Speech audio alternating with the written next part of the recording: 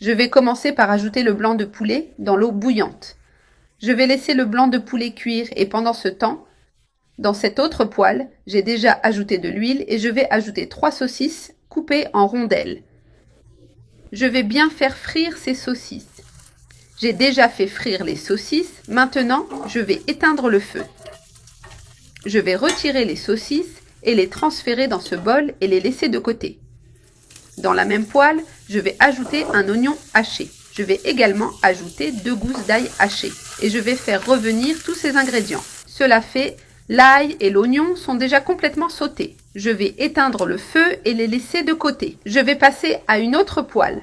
Le poulet est déjà cuit, je vais éteindre le feu et avec cette pince, je vais retirer le poulet et le couper en petits morceaux.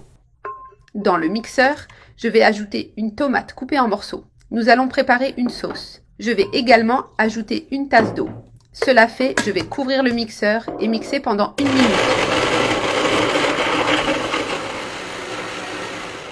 C'est déjà bien mixé, je vais retirer le mixeur et transférer le mélange dans la poêle avec l'ail et l'oignon. Et pour assaisonner cette sauce, je vais ajouter une demi-cuillère à café de sel, une demi-cuillère à café de poivre noir. Je vais également ajouter une cuillère à café d'origan et une cuillère à soupe de ketchup. Je vais allumer le feu et bien mélanger le tout et laisser cette sauce cuire pendant quelques minutes. La sauce bout déjà, donc elle est complètement cuite. Et pour continuer, je vais ajouter le poulet que nous avons coupé. Je vais mélanger avec la sauce. Ensuite, je vais ajouter les saucisses frites et mélanger à nouveau jusqu'à bien cuire pendant 1 minute. Cela fait, notre sauce est complètement prête.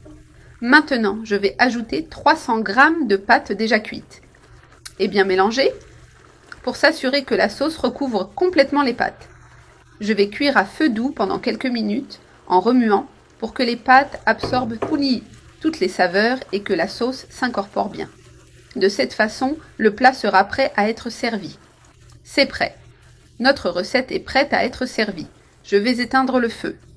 Je vais en prendre un peu avec cette pince et le transférer dans cette assiette. Ces pâtes sont rapides et faciles à préparer. C'est une option délicieuse pour n'importe quel repas. Simple et au goût irrésistible, vous allez adorer. C'est le choix idéal pour ceux qui recherchent un repas pratique et savoureux. Que ce soit pour un déjeuner rapide en semaine ou un dîner décontracté en famille ou entre amis. Sa combinaison d'ingrédients et la sauce parfaitement incorporée font de cette recette un vrai repas parfait pour toutes les occasions. Maintenant, j'ajoute du parmesan râpé pour donner une saveur spéciale. Bon appétit!